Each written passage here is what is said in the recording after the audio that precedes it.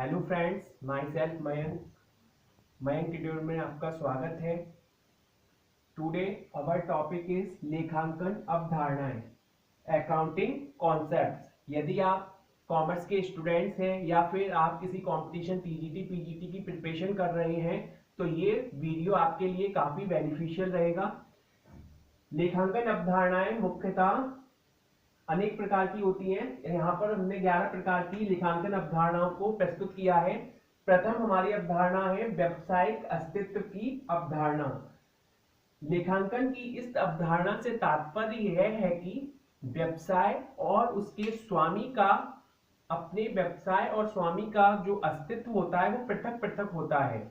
यदि हम कहें, यदि कोई व्यवसाय में एक स्वामी कोई धन लगाता है या कोई धन निकालता है निजी व्यय के लिए, तो उसे हम निजी व्यय के लिए निकालता है तो उसमें हम व्यावसायिक अस्तित्व की अवधारणा को लागू करते हैं। व्यावसायिक अस्तित्व की अवधारणा को एक मैं उदाहरण के रूप में आपके सामने प्रस्तुत करूंगा। जैसे कि यदि कोई व्यवसायी अपने व्यवसाय से निजी व्यय के लिए, पर्सनल एक्सपेंसेस के रूप में यदि कोई अमाउंट निकालता है तो वह उसको, और यदि कोई अचानक ही कोई व्यवसाय में धन लगाता है तो वो, यदि वह कहता है कि इससे व्यवसाय के ऊपर कोई इफेक्ट नहीं पड़ेगा तो ये गलत है। यदि वह व्यवसायी निजी व्यय के लिए कोई भी धन निकालता है तो इससे आहरण खाता ऋणी होता है, जिससे पूंजी में कमी आती है। और यदि वह व्यवसाय में अधिक कोई धन लगाता है तो जिससे व्यवसाय की पूंजी में वृद्धि होती है, जिसे हम क्रेडिट करते हैं। दूसरा हमारा है मुद्रा माप की अवधारणा है। लेखांकन की इस अवधारणा से तात्पर्य यह है कि हम व्यवसाय में केवल उन्हीं व्यवहारों का अध्ययन करते हैं या देखा करते हैं जो मुद्रा में मापी जा सके। यदि कोई किसी व्यवसाय में किसी कर्मचारी की मृत्यु हो जाती है या हमारे कोई, मतलब इस तरह से कोई भी जो जिसमें मुद्रा का चलन ना हो, जिससे मुद्रा में लेन देन ना हो, ऐसे व्यवहारों को हम लेखांकन की अवधारणाओं के अनुसार व्यवसाय में शामिल नहीं करते हैं। तीसरी हमारी लेखांकन की अवधारणा है द्विपक्ष अवधारणा। द्विपक्ष अवधारणा लेखा शास्त्र की इस अवधारणा के अनुसार हमारे व्यवसाय में जो भी लेन देन किए जाते हैं वो हमें दो पक्ष को प्रभावित करते हैं। एक पक्ष होता है ऋणी, जिसको डेबिट कहते हैं, एक पक्ष होता है धनी, जिसको हम क्रेडिट कहते हैं। उदाहरण के रूप में यदि हम व्यवसाय में से कोई भी निजी व्यय के लिए निकाले या हमने माल क्रय किया, हमने कुछ माल परचेज किया, तो इसकी एंट्री क्या बनेगी? क्रय खाता ऋणी रोकड़ खाते का, cash account debit to purchase account. तो इस तरह से डबल एंट्री सिस्टम के अकॉर्डिंग हमारी जो लेखांकन पद्धति है, लेखांकन अवधारणा है, उसमें दो खाते प्रभावित होते हैं, एक ऋणी दूसरा धनी।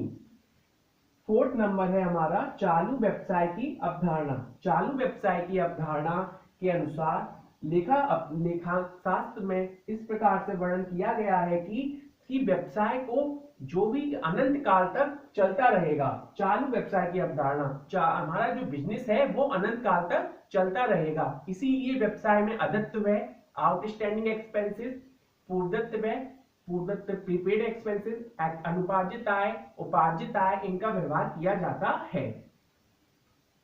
नेक्स्ट है हमारा लागत अवधारणा।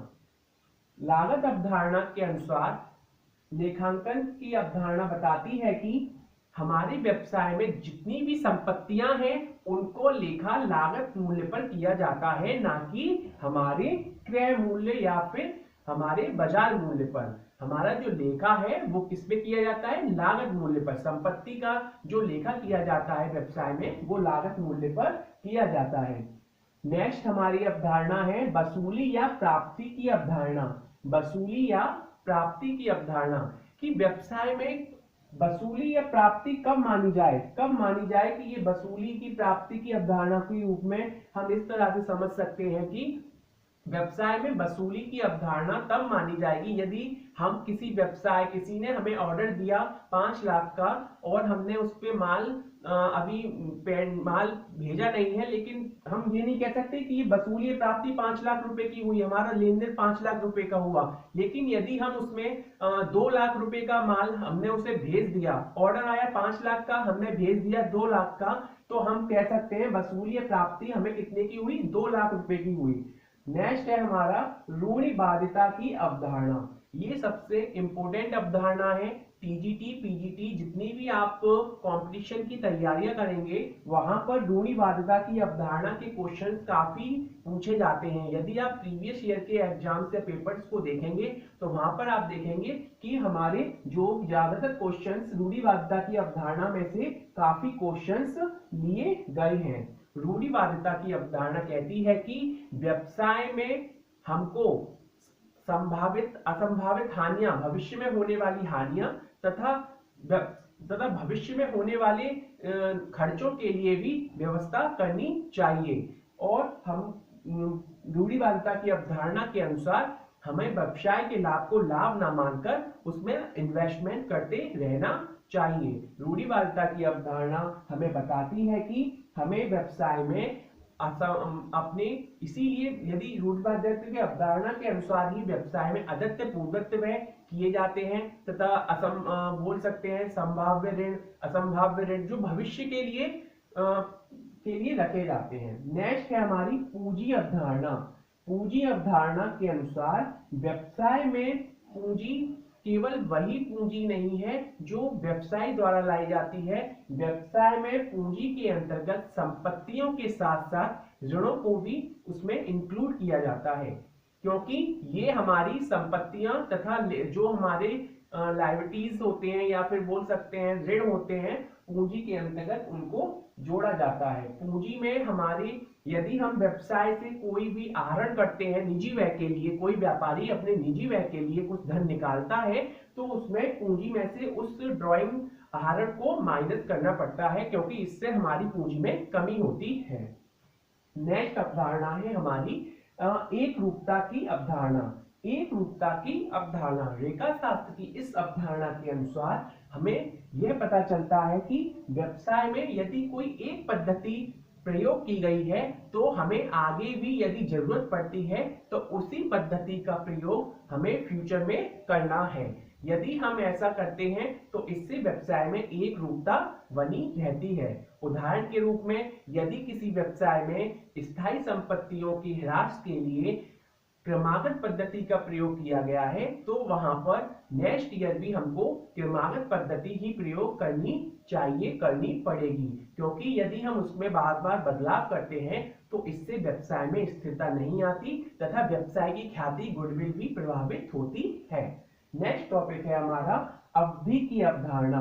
अवधि की अवधारणा लेखा शास्त्र की इस अवधारणा से तात्पर्य यह है कि हमारी जो भी व्यवसायिक लेन देन होते हैं तथा वर्ष के अंत में जो वित्तीय खाते बनाए जाते हैं जैसे व्यवसाय खाता, लाभानी खाता, आर्थिक चिट्ठे, वो एक निश्चित तिथि को तथा एक निश्चित समय पर बने। इसके लिए कोई अपने अकाउंट्स को, कोई व्यवसाय अपने अकाउंट्स को 31 दिसंबर को क्लोज करता है, कोई 31 मार्च को करता है तथा कोई दिवाली पर करता है, कोई होली पर करता है तथा अपने अकॉर्डिंग आप उसको कभी भी क्लोज कर सकते हैं। लेकिन सबसे बेस्ट जो हमारा अवधि होती है अकाउंट्स बनाने की वो और ज्यादातर यूज होती है वो वित्तीय वर्ष कहलाती है, फाइनेंशियल ईयर्स होती है, जो अप्रैल से स्टार्ट होके मार्च तक फिनिश होती है तथा मार्च के अंत में खाते बनाए जाते हैं। हमारी नेक्स्ट है प्रमाण की अवधारणा।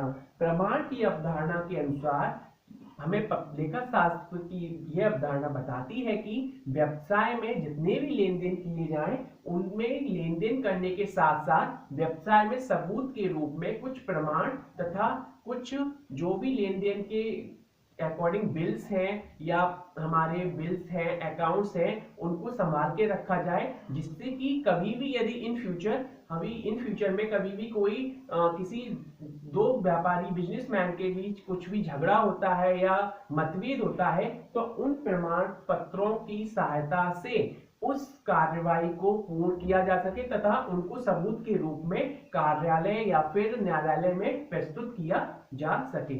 ये थी आपकी लेखांकन की अवधारणाएं, अकाउंटिंग कॉन्सेप्ट्स।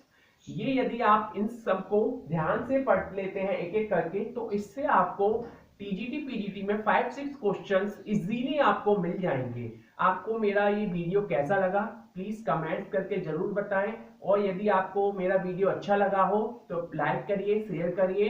थैंक यू, धन्यवाद।